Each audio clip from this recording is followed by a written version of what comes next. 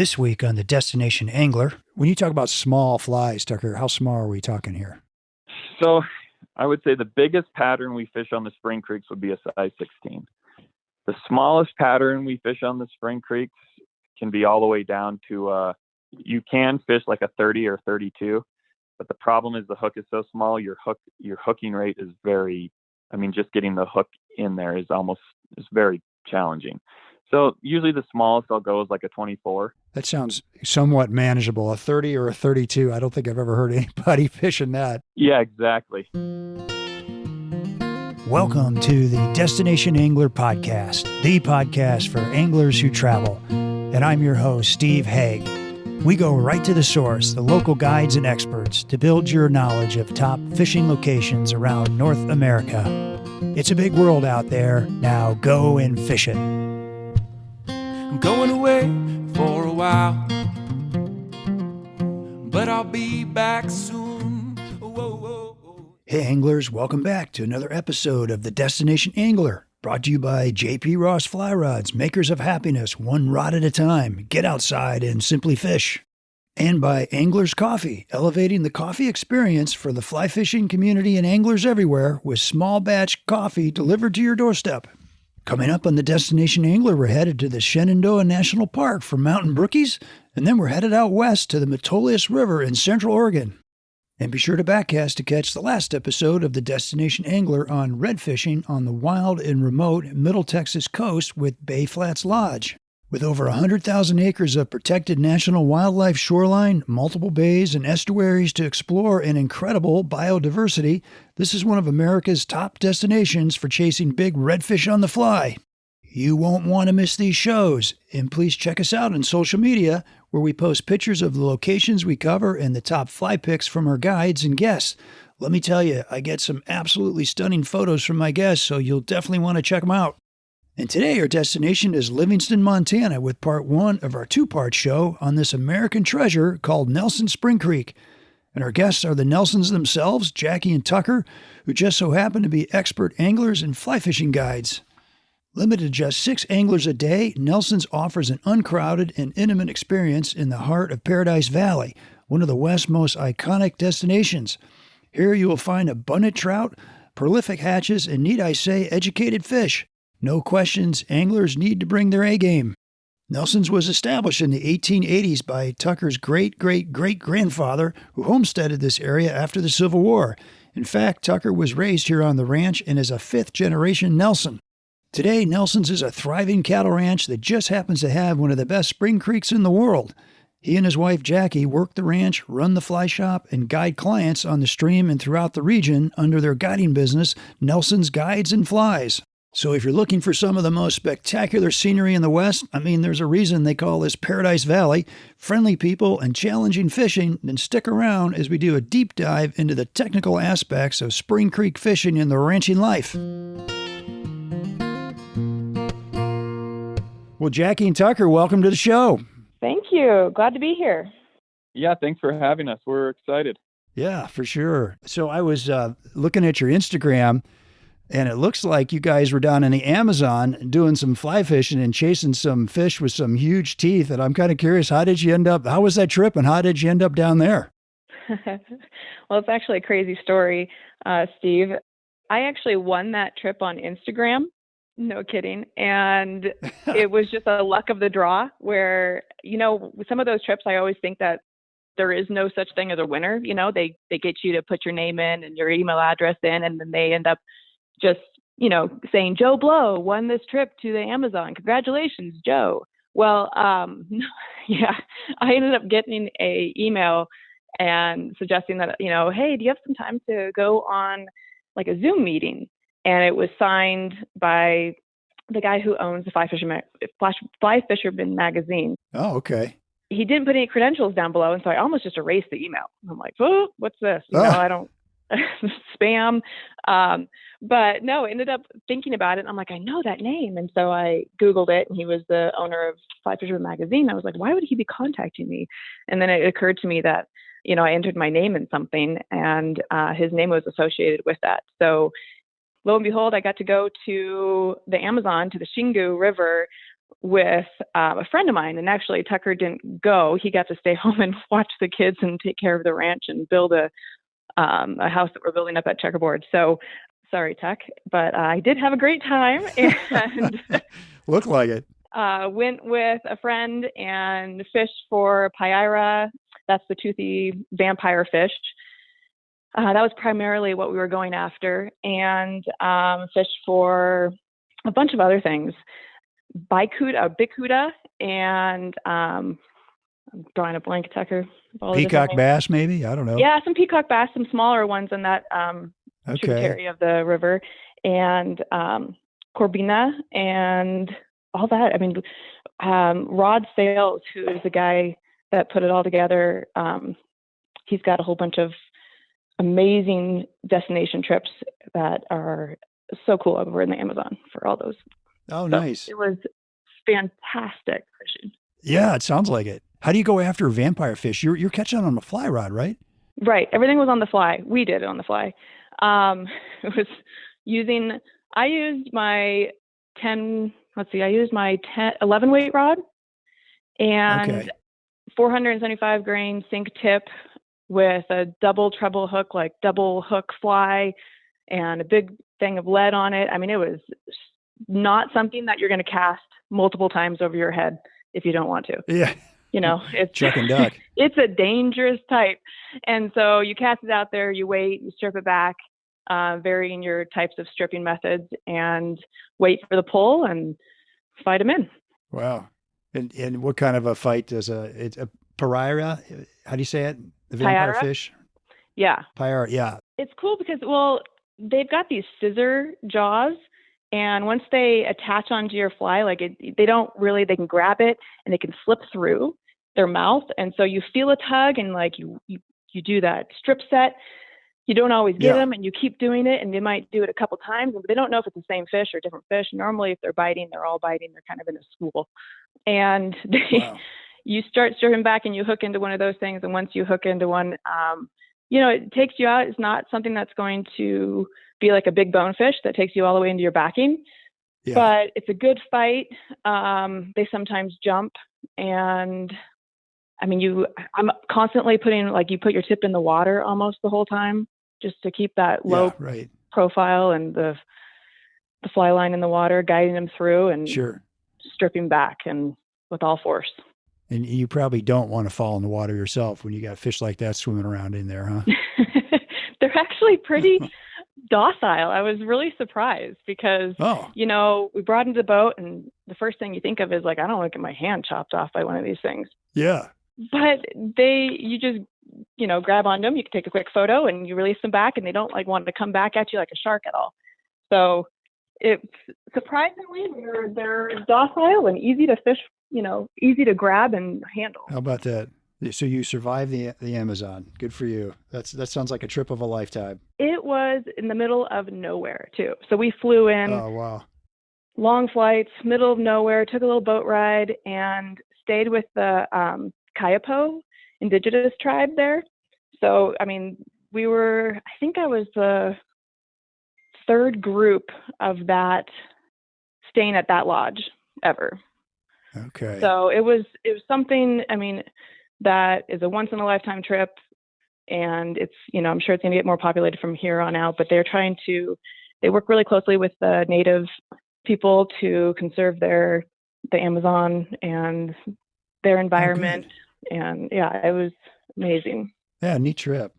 All right. So let's talk about Montana. Bring it back to the U.S. here for a minute. And I'm kind of curious, maybe this is for Tucker. So you and Jackie, you guide clients all over the area there. And I'm kind of curious, for maybe some folks that haven't been to Montana, what is the allure of Southwest Montana? And there's a lot to talk about, I'm sure. But why do people come there, do you think? Well, I think one thing that I always tell my clients is the great thing about trout fishing is trout usually don't live in ugly places. And Paradise Valley gets its name for a reason. I mean, the fishing's part of the experience, but you are in the Absaroka Beartooth Mountains are in the background. It's breathtaking.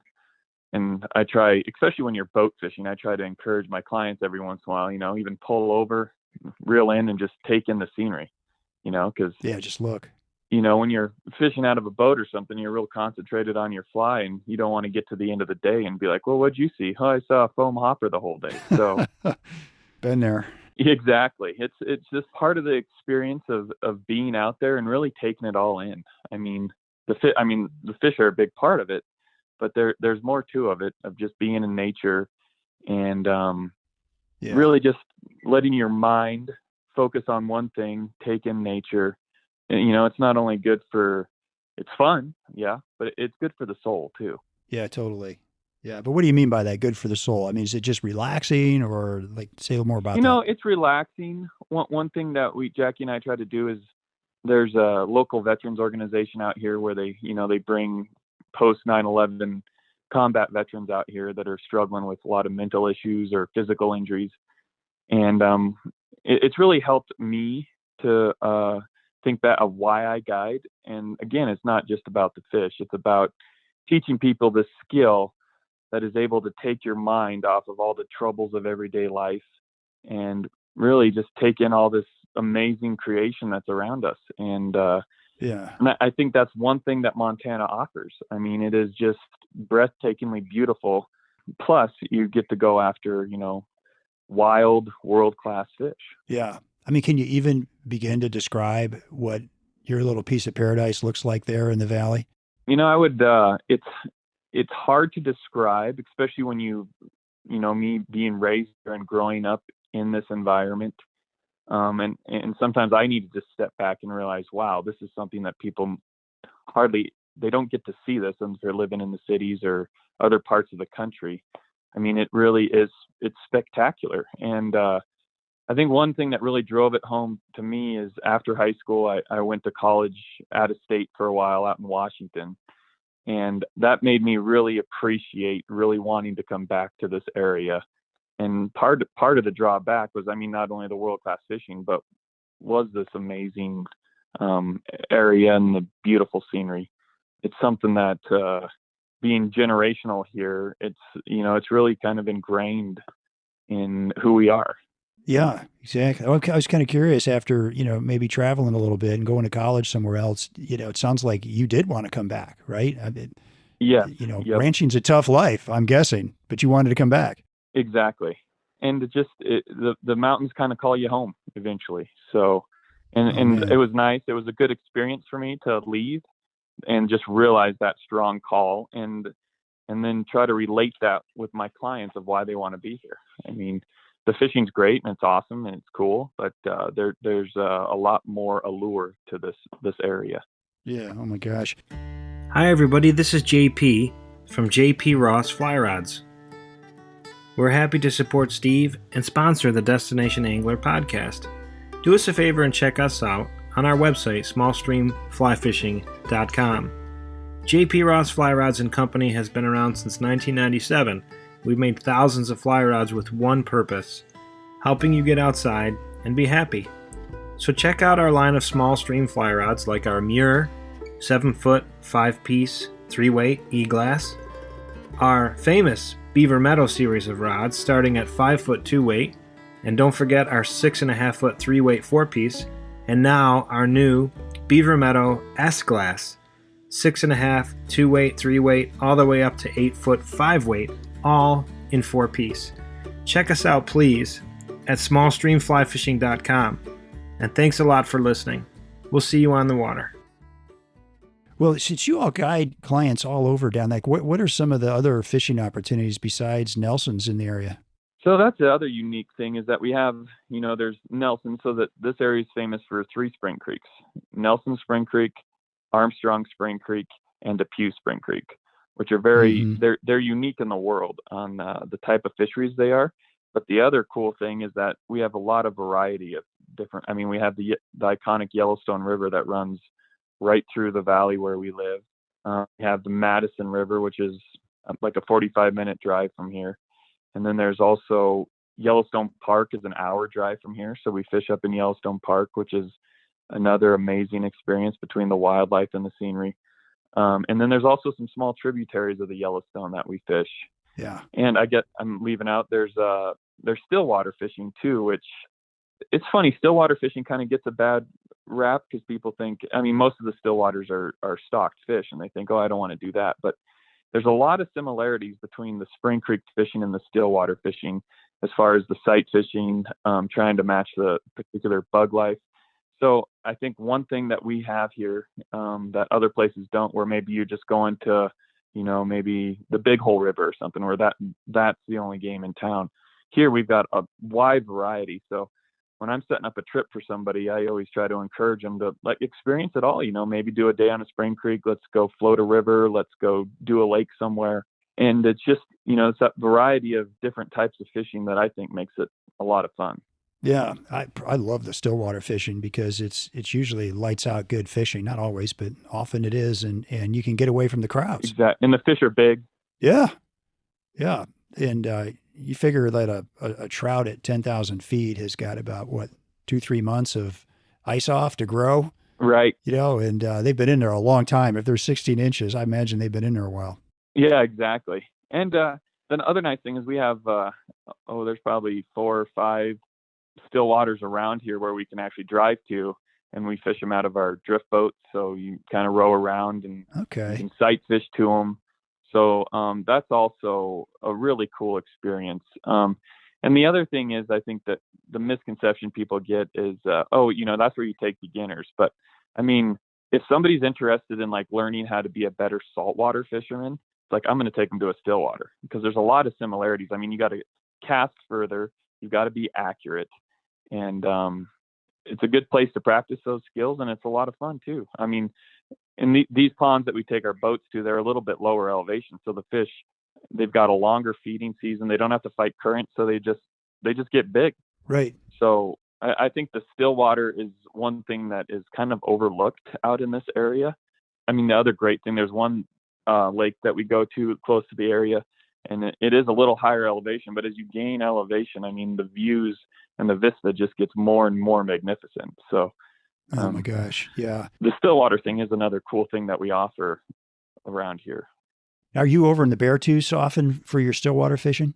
It depends, a lot of those high mountain lakes are in Forest Service, which requires another different special type of permit and requires a lot of hiking. Okay. Yeah. So the lakes we fish, one is kind of in the Beartooth. There's another one that we fish over by the Crazy Mountains. And then there's, we actually have a lease on, it's actually part of the family ranch, but it's 100 miles from here. And that you kind of get out into what we call out here, real Montana. I mean, you drive out of all the population centers and you're out in the middle of nowhere, basically, which is a really cool experience for people, especially coming from the cities where you're used to, you see houses everywhere. You get out there, you don't see anything, which can be kind of an unsettling experience for some people who aren't used to that. But usually, I mean, it's very peaceful. You don't see a car, you don't see a house, and just you can real Montana where there's nothing around. Yeah. That's a unique experience that I think is harder and harder to find as, our developments come in and populations grow. So yeah, because the valley, the Paradise Valley is really kind of booming right now, isn't it? It is. Yeah. It's very, we always joke and say, well, it's no secret anymore. It's definitely discovered. And I mean, there's reasons for it. It's beautiful. It's, I love it here. I don't see why anybody else, wouldn't love it here. So, well, you've got winters to deal with, right? I mean, what is it? Yeah, we do have winters to deal with. That is the one. And, the thing that really gets us is wind. I mean, mountains are beautiful, but they do come with wind. And we always joke here, we've got 2 seasons. We've got summer and we've got wind.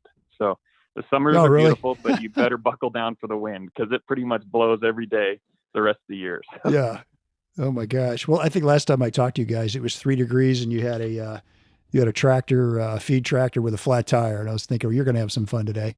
Yeah, exactly. That's just another day. You never know what you're going to run into. Well, we're going to talk about the glamorous ranching life for a minute, right? I'm sure there's some stories there about maybe how it's not quite so glamorous. It's a lot of work, but shifting gears. Okay. So Jackie, how about this? Nelson Spring Creek. I mean, this is iconic, right? And you married into the family and you find yourself running a fly shop, guiding clients, I guess working a ranch. You've got a B&B there. How do you pull all that off? That's amazing. very carefully. Yeah. With a lot of patience. That's a good question. To be honest, I'm trying to slow down a little bit, and that never really happens. We always pick up new jobs and everything too. So, well, I guess starting from the whole ranching thing, Tucker primarily works on the ranch, and I don't work very much on the ranch, so I kind of cover more of the bookings and the phone calls and all of the reservations that come through for our guiding operation, or outfitting. Okay. And then work the fly shop and stock the fly shop and talk to customers day in and day out about, the people that are staying here at our lodge. So my in-laws run the lodging operation, which is literally right across the road from our house and our tiny fly shop. So we get to welcome people coming down the road that come fish here on the creek or that are staying with us. And then we live about 100 yards down the road from Tucker's in-laws, who help run the ranch and the lodging, and they also do all the bookings for the Spring Creek. Okay. And I got 2 kids, and one, my daughter Morgan, she will be turning 10 here in a couple days, and my son Andrew just turned 8. So they are a handful. I love them dearly. My son has a ton of energy, so he's hard to keep contained and entertained. And then my daughter, she's great. She's an amazing artist, and she loves the outdoors. And I'm glad that they both love to be outside enough. So I feel like I can just kind of boot them outside and leave them out there, and they can entertain themselves for some of the days while I'm guiding. And they go to a school, like a summer school in town. And my husband, both Tucker and I, guide probably around 120 days a year. So in the summertime, That's a lot. Because our seasons are pretty short here. We start guiding with a few of the devoted people that are willing to risk it in the March, April range, depending on the weather, and really picks up in June and goes through October. Yeah. With some clients in November if they're really willing to do something like that. But juggling it all and trying to figure out a happy medium is difficult. Yeah, I'll bet. Well, congratulations. Sounds like you're doing a heck of a good job. And having kids at 8 and 10 years old, boy, I feel like those are like golden years. Those kids, they're still kind of into their parents, and hopefully, but they're, kind of starting to think a little more critically, I guess, and it's cool that they want to be outside a lot. That sounds like they might actually want to stick around the ranch. Yeah, I hope so. Yeah, I know. I do like this age that, they're out of the diapers. They can carry their own backpack, so you can go hiking with them, and they can carry all their own stuff. They can fish, and you don't have to supervise them too much. And yeah, it's a great age, and I can't wait to spend more time with them in the summertime doing all those fun activities that we love to do. That's great.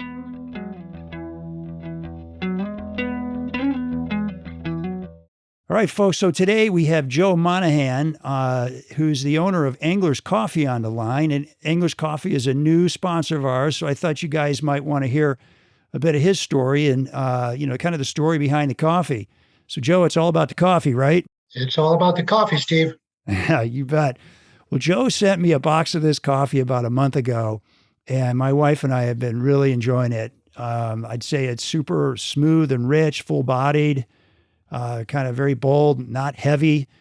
So we've really been loving it. And guys, the branding on this stuff is fantastic. Angler's Coffee, and they've got some blends like Brookie's Roast and Dry Dropper Single Serve and Muddler's Blend, Willie's Blend. I mean, how can you resist? So, Joe, you've been in the coffee business for a long time now, like 40 years. So why start a new coffee company? I mean, there's a lot of coffee out there, right? Oh, yeah. There's no lack of good coffee out there. Well, as you mentioned, I spent about 40 years in the coffee business, and I worked hard and got a few lucky breaks along the way and ended up being able to exit out of my company and retire pretty comfortably. And, all those years of working, really all I could think about was fishing. But then when I finally settled down and got some time to fish and got out and about, I couldn't stop thinking about business. And so I just tried to take the two things that I've loved and enjoyed throughout most of my life and try to combine them. And that's why we ended up with the Angler's Coffee. Okay, very good. So you're an angler and a coffee lover. That's a good combination. So let's talk about your brand a little bit. So this is specifically for anglers. So what is kind of the promise of your brand, Angler's Coffee? Well, coffee is pretty ubiquitous. It crosses over virtually every part of life and most demographics. But my goal was to, and always has been, to elevate the coffee experience for anybody that was interested. And along the way, we got to do that a lot. Being a lifelong fisherman, I had kind of had this idea in the back of my head to tailor a brand towards the angling community, partially, again, to fulfill that wish of elevating coffee experience. Most of us that are fishing rarely start the day without a cup of coffee being the first part of our ritual. Oh, yeah. But also, it's not really about the money in this case, Steve. It's about realizing a vision. And a big part of that is becoming part of a community, this great community of fly fishing enthusiasts all over the country, the world for that matter. Right. And also to give back and contribute into that community. So that's what I'm trying to do and am doing with Angler's Coffee. Okay. Well, talk about that then. What are you doing to give back? Well, we a variety of things. We first and foremost, we have what we call our Conservation Alliance partnerships that we rotate quarterly. We will contribute a percentage of our total revenue to whichever organization we're working with at the time.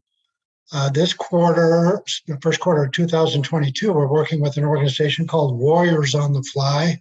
Okay. They're an organization that supports veterans, and particularly those that are suffering from some PTSD, and utilizing the therapeutic values of fly fishing to help them in their recovery. Nice. We were also supporting through a different path through our Artist Series copies. We're supporting $1 per bag goes to Casting for Recovery, which is an organization much better known, and Sure. they're helping women that are recovering from breast cancer, again, through the therapeutic and great values that fly fishing brings. Okay. And tell us what kind of coffee blends do you offer? Maybe describe a little bit of that. Well, through my years in the coffee business, I got to know the best of the best, and I got to know coffee extremely well. So I've hand selected a standard range of 7 blends, and our goal is to find the perfect cup of coffee for everybody, and I'm completely convinced we can do that through our offering. We go from light, medium, and dark roasted coffee, single origins. We have a great decaf. And you mentioned the dry dropper, which is a very convenient single cup kind of coffee in a tea bag process. So we think we've got the full range, and we really would love for people to give us a try, and we'll work at it and work at it until we find that perfect cup for everybody. There you go. And how can people order? Well, they can go to anglerscoffee.com. We have a pretty straightforward, simple website. Have some pretty interesting information in there about fishing as well as coffee in the fishing community. It's pretty simple to order. We have a 100% satisfaction guarantee. If someone wants to take a chance on us and for whatever reason they'd like to we didn't hit the target, or they'd like to try something different, all they got to do is reach out to me through the website, and we'll work with them and find out how to fix it.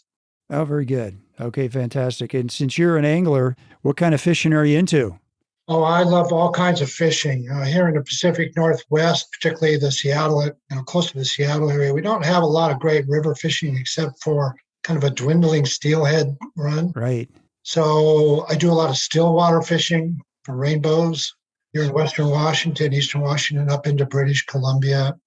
We have good saltwater fishing here for sea run cutthroat and coho salmon. Nice.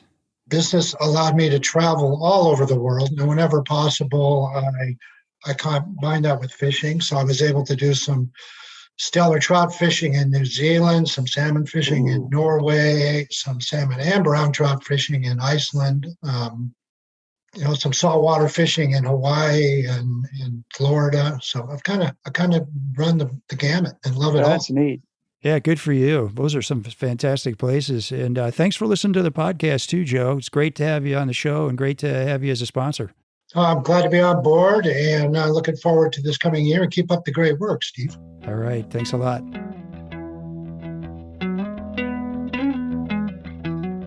So let's talk about Nelson Spring Creek. So what is it that makes it so famous, so unique, so iconic? What do you think about that? I guess I'll throw it over to Tucker.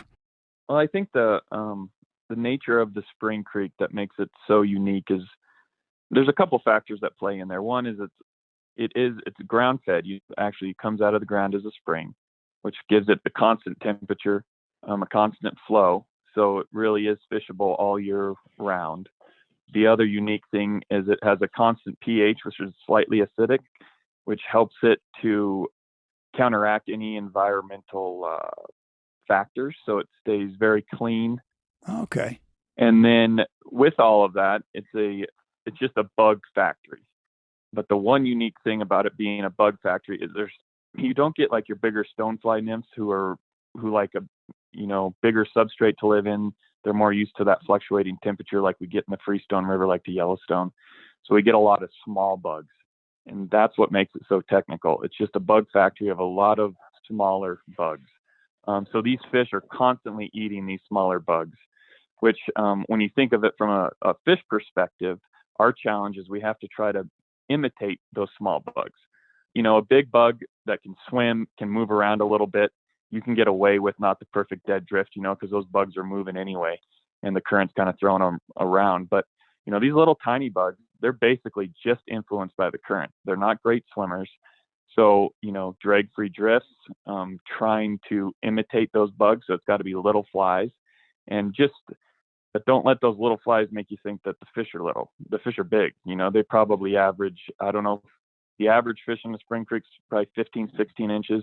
Oh, nice. And then there's a lot of fish in that 18 to almost 20 inch range. And then because of those larger fish, you're trying to imitate this little bug. You're not going to be fishing 4X. You put a little tiny bug on 4X, it just kind of sticks out as it's floating. It doesn't give it any movement in the water. So we're fishing 6X, 7X tippets. And you have 7X tippet in, if you're not experienced on a Spring Creek and you hook into a 20-inch fish, the fight doesn't last very long because he breaks you off. Yeah, I was going to say, you probably weed up a little bit in the summer, right? How do you get them in? How do you get a 20-inch fish on 6 or 7X in? So that's a great question. I think, a lot of people that are new to the Spring Creeks look at you like you're crazy when you're like, no, it's possible. And you actually, once you learn how to use the tools of the trade, your rod and the bend of the rod, it's actually, you can get them in. You can get them in pretty quickly.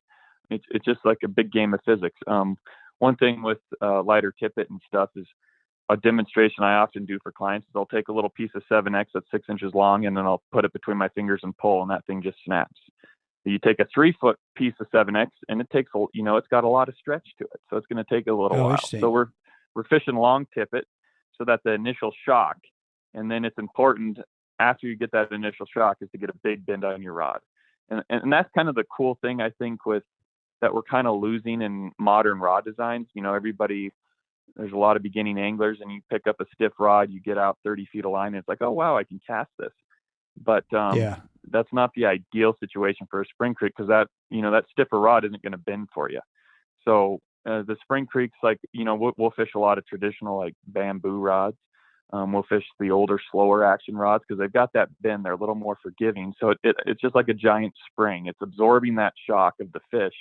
And once you use all those tools, it is, I don't get me wrong, I still will break off a big fish. You usually break them off on the hook set because you set a little hard and it snaps because it's, okay. You got to think about it as constant pressure.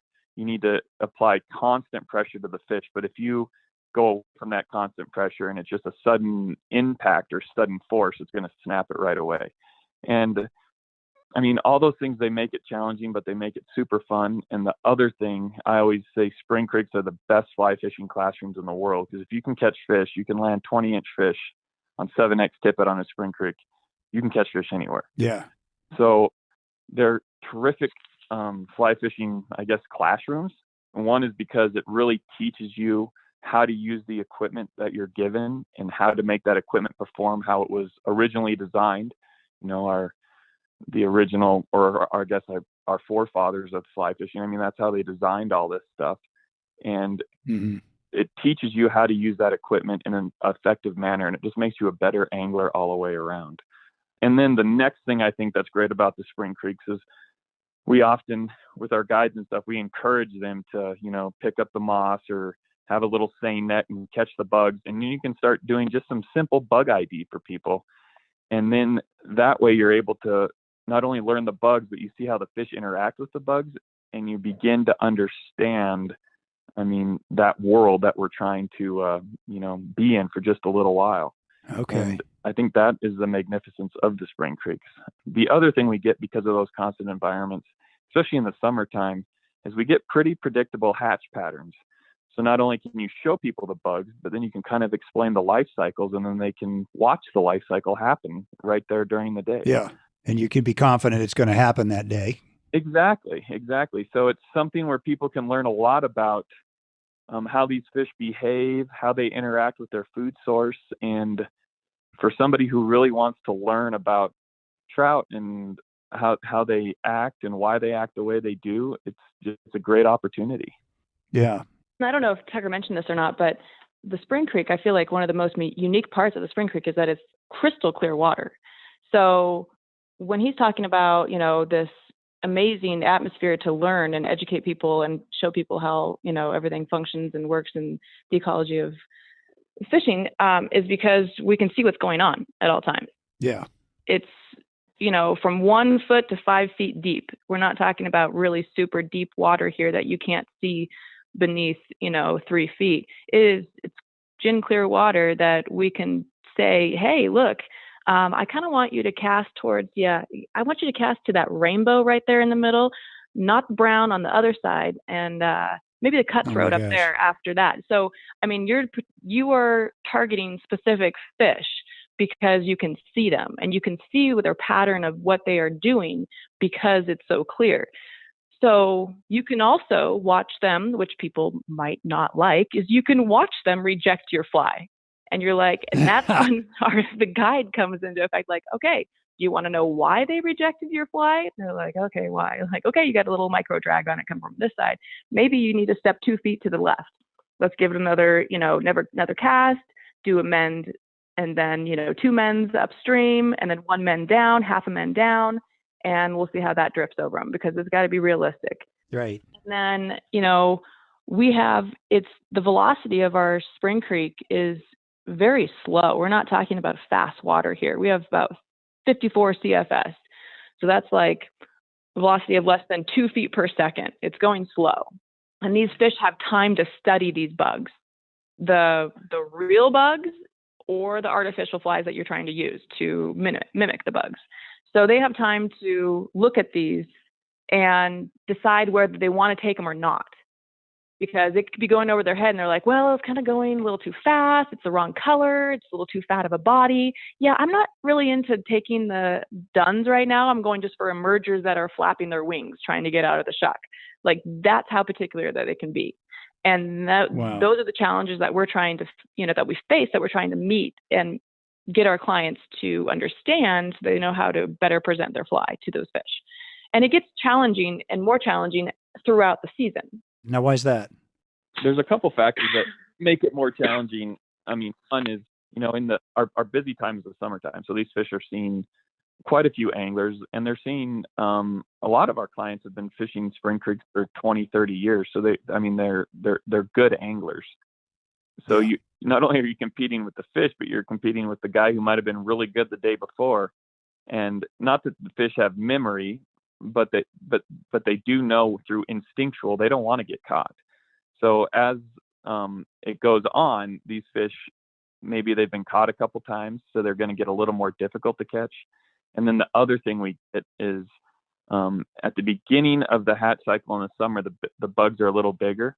But as the summer gets warmer and warmer, which through evolution, the bugs, they get a little bit smaller and smaller, just their way of dealing with the heat. So then you get later into the summer, not only are you dealing with these fish that, I guess, a loose term you'll hear a lot of, that are more educated, but the bugs are smaller. So that also adds another challenge. So they do get tougher to catch as they see more anglers and the bugs get smaller. And those are a couple of the factors I think that play in. Who's to say, is it the bugs getting smaller that's making them tougher? Is it because they've been caught a few times? But they do definitely get tougher to catch as the season progresses. But That's interesting. the other thing, I guess, I mean, a lot of people are like, oh, then I just want to fish, this time, early on in the season before they've seen a lot of anglers and the bugs are bigger. But the one thing is that early in the season, you are dealing with like one type of bug. As we go into the fall, then you start getting more terrestrials like your ants and beetles and hoppers.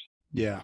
And actually, we get a couple different species of mayflies that hatch as it gets later into the season. So, for instance, like when we first start getting the pale morning dun is a big famous hatch on the spring creeks. When we first start getting them, that's kind of the only game in town. That's basically what they're eating. But then as you get into August, you start introducing like more midge fishing. So that's in the morning. Then you'll get a PMD hatch, not as heavy as early on, but you'll still get a PMD hatch.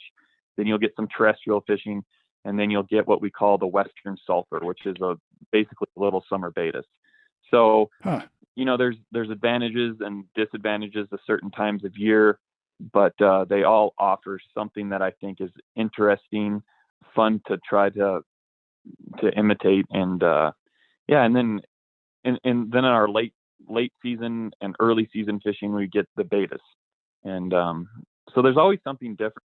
The fish, the reacting to the environment, they might be a little challenging or more challenged to catch certain times of year.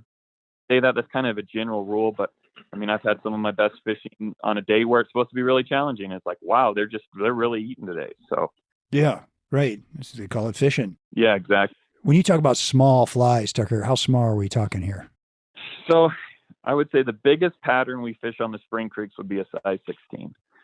The smallest pattern we fish on the spring creeks can be all the way down to, I don't like to fish stuff in the, you can fish like a 30 or 32, but the problem is the hook is so small, your hooking rate is just getting the hook in there is very challenging. So usually the smallest I'll go is like a 24. Okay. That sounds somewhat manageable. A 30 or a 32. I don't think I've ever heard anybody fishing that. Yeah, exactly. I mean, I'll fish those little, because I think it's kind of fun and challenging to try to catch them on that. But when I'm guiding, usually the smallest I will go is like a 24. And whether people want to land the fish or not, right? Right. Because you're talking, even a 24, you're talking a tiny little piece of cheek or your lip of a fish that you're hoping is going to hold a 20-inch fish, right? Exactly. I got to believe they come unbuttoned, on a size 24 more often than on a size 16. Definitely. That is one of the other challenges. And then I guess some of the other insects we get so the spring creeks, one thing we didn't mention when we were talking about the bug life and stuff, one thing that drives that bug life is every year we get plant growth in the creek. And it starts out like this time of year, all the plant growth is dead. There's not much out there. It will start growing in May. And then when you get in August, you have a lot of the moss and plant growth in there. But that's where the bugs live. So I think that probably the other challenge is, you get into August and there's a ton of bugs out there. So they're constantly eating bugs all day long, but they don't have to eat your bug. They can go over there and eat, the other 10 bugs that are floating down. Yeah. It makes it challenging, but it does make it interesting, because then you're trying to crack, this fish over here, he's chomping away, and you just can't, and you finally figure out exactly what he's eating. But the fish 3 feet from him, he's chomping away too, but he's eating something totally different. So that gives you it's something else that you're trying to figure out. Okay. And it's rewarding. So it's like you figure this fish out and you catch him, and it gives you such a sense of, wow, I actually figured it out. And then you go to the next one. So there's a very satisfactory feeling that you get from being able to figure them out and actually catch them. So, and that's what we try to convey to a lot of our clients. It's not, if you're out there to catch a whole bunch of fish, spring creeks aren't for you.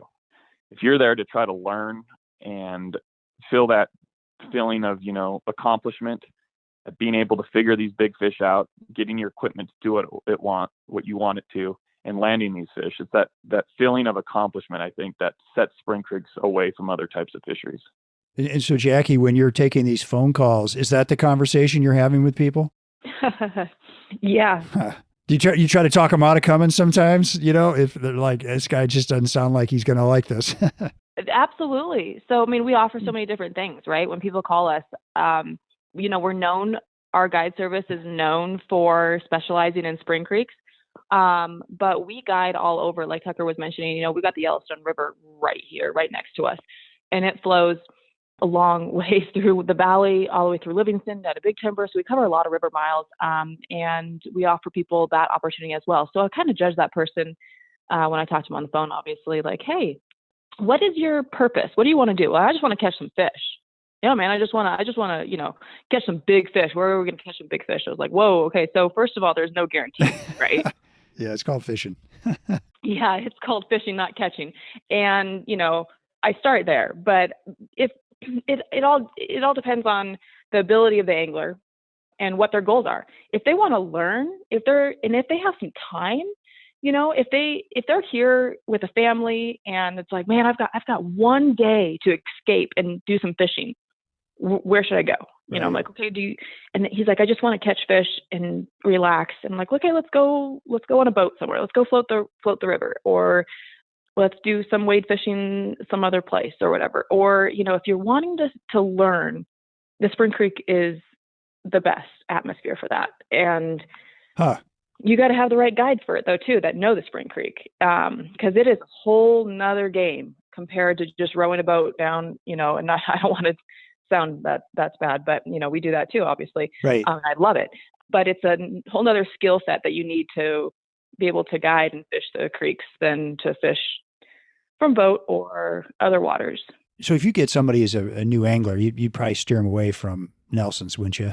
Not necessarily. Like I said, if you have a new angler that wants to learn, that has some patience, no, I think it's the best classroom to teach in, because you have targets. You can stand there next to your client and teach them how to cast. And okay. Versus like, when I'm on the oars and I'm looking at my client, okay, no, like a little bit, don't break your wrist this way, face that way, do this, do that, Yeah. But when you're standing next to your client and you can direct them and hold that rod for them and show them and situate their body just perfectly and that kind of stuff to do this, I feel like they learn a lot. And once they, you can catch fish as a total beginner, never casted before on a Spring Creek. No kidding. Plus, so those are some of the best clients, because then I can mold them into what they should be doing instead of having some, bad habits. Unlearn things. Yeah. Yeah. Sometimes I'll take that complete beginner over that guy that says, yeah, I've done this so many times. I'm good. I just need someone to point me out some fish or something. So it's, oh boy, those are some of the more challenging moments than someone that is really grateful for being able to cast and catch a couple fish on the Spring Creek. Yeah. Oh my gosh. You've got certain times of the year, like your PMD hatch, that are super popular, right? And you've got clients that have been coming back for years and years and years and years. And I wonder, like, to get on the Spring Creek, is it tough? Does someone have to die to actually get on the Spring Creek and fish there? Actually, that is kind of true. Yeah. Oh my gosh. Yeah. There are times of the year where we have had, we've got returning clientele that's been coming from year in, year out, every year. And we only allow 6 anglers on the creek a day. Yeah. So what Tucker mentioned as the prime time is the PMD hatch, right? And that starts the end of June and goes through the first couple weeks of July. And the PMDs keep coming out. They keep hatching past that point, but that is called the prime season because that's when they're feeding the heaviest and concentrating just on PMDs. Right. And they're easier to catch.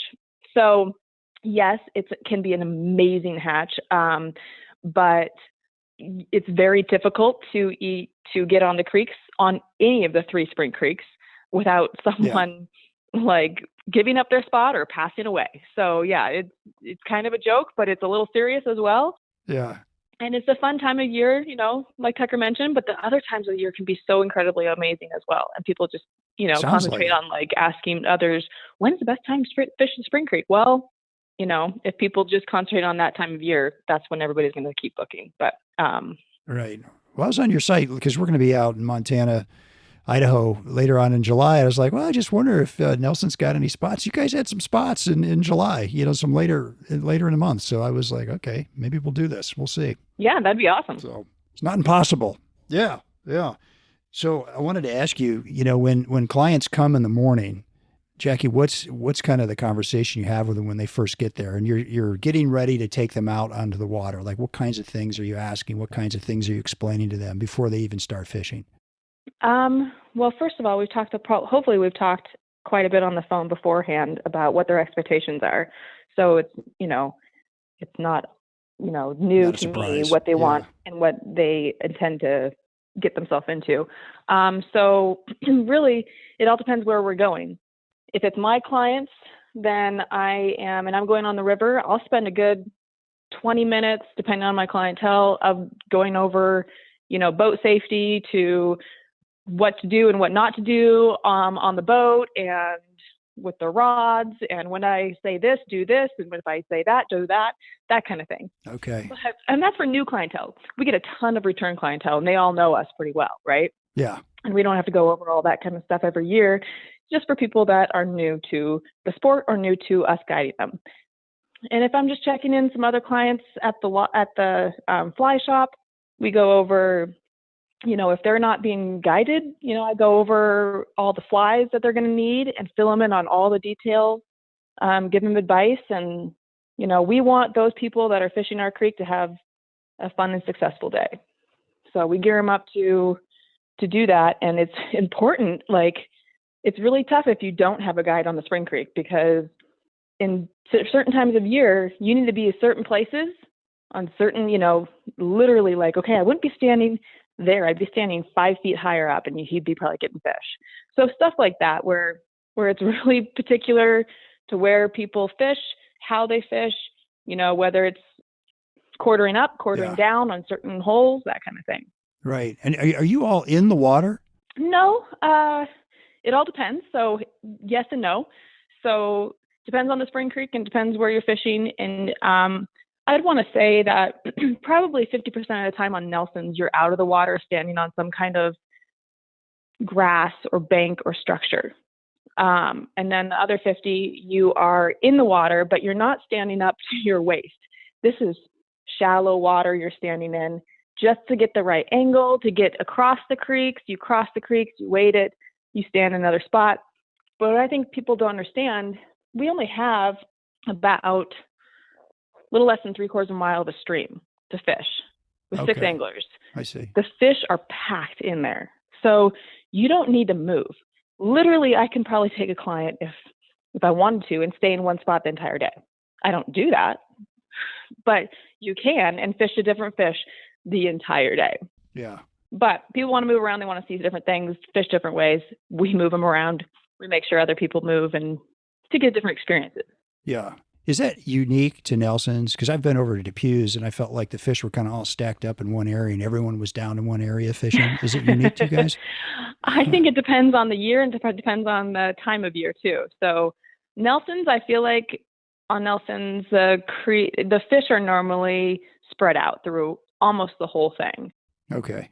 They're a little less in different sections and a little more in holes, and then it also depends on the time of day. So I could be out guiding and I could say, okay, guys, we're going to start here with the midges in the flats. We call it the flats because it's really slow moving water. It's shallow.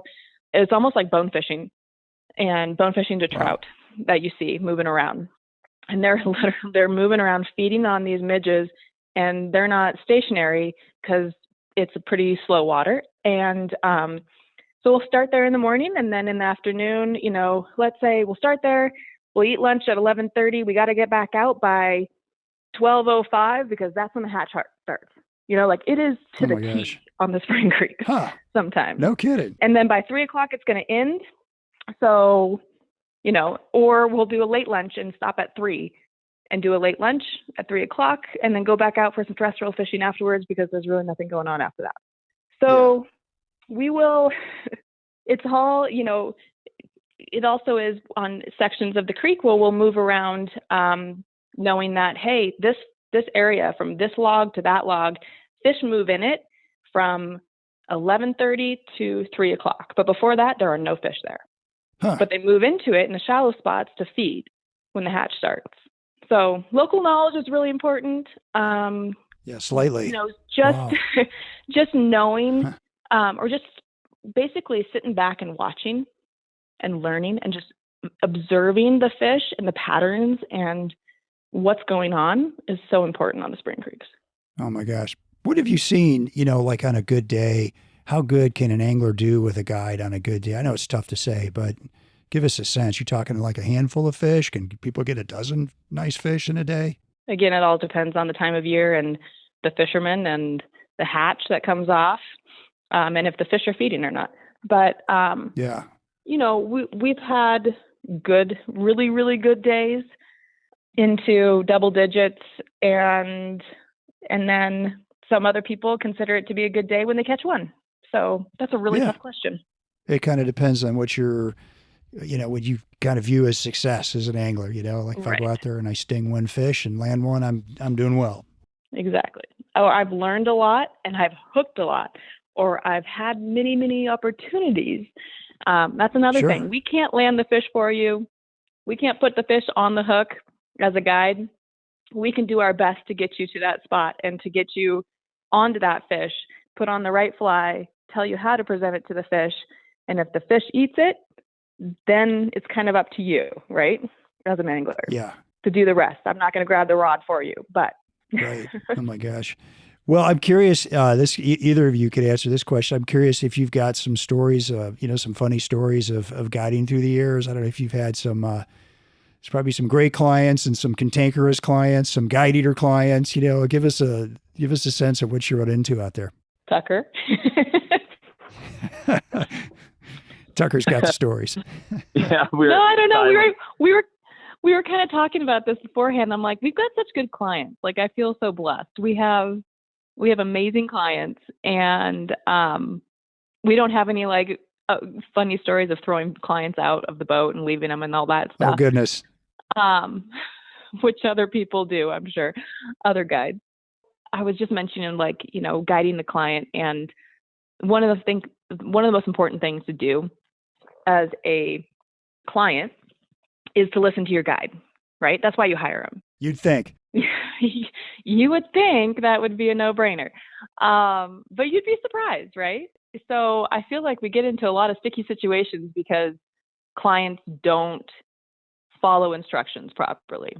Yeah. Whether that's like, hey, okay, so I put an angler on the lower section of Nelson's, and I warn them multiple times to, don't take another step out. There's a big drop off from here on out. Like, it's take another step, it's really silty and you're going to get stuck. And then you go back up and you fish with the client up the partner, turn around, and my guy is, up to his neck, over his waders, can't get out. And so stuff like that, like you tell a client to do something and then they're up to their neck and up to their ankle, actually up to his knees in silt. And I had to get a long stick to pull him out because I couldn't go in there and pull him out myself. Oh my gosh. Yeah. But just stuff like that. He must have gotten excited and just forgot that you told him not to walk out there. I don't know. Yeah. Well, it's one of those things, just a little bit further, right? I can't reach that fish, just a tiny bit further. Yeah. Yeah. Oh my gosh. Tucker, what about you? Any stories there? Yeah. Reflecting on Jack, I mean, I've had kind of the same experience because there are, there's deeper holes in Nelson's, and I mean, everything from, drift boat stories where I can recall one client where it's like, there's always this, especially, we fish with a lot of men, and me being a man too, we always have pride, and, and I'm always like, just let me, I know you're agile or whatever, but let me help you in and out of the boat. And this year I just had, one guy was prideful, and he decided that, I think we pulled over for a bathroom break, and I went and used the bathroom, and, I usually just, because the rocks are slick on the Yellowstone. So, I usually give him, here, just hold my shoulder while you step into my boat. And, he obviously thought, oh, that's easy. It's not that high. And next thing I know is, he's laying on his back in 2 feet of water, filling his waders. Oh, no. It's like, well, that's why I help you in and out of the boat. Gotta listen. Yeah, exactly. I'm that way. Like, I don't want to help in and out of a boat. I feel exactly. like, I can go climb a mountain. I don't need help, but there you go. Might end up on my back. Slick rock. There you're down. But And it always ends in good humor, not people getting hurt and their buddies will bust their chops for a while. But on the creek too, I've had where, okay, it gets deep over there. I'm going to go fish with your buddy for a second. I can recall one instance, and I'm down fishing with a buddy, and I look up and I see him, stepping into the deep part. And the next thing I know, he's like grabbing and swimming to the other shore. And it's like, well, that's why I told you it got deep there.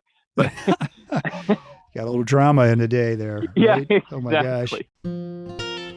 Thanks everyone for listening to part 1 of our 2-part show with Tucker and Jackie.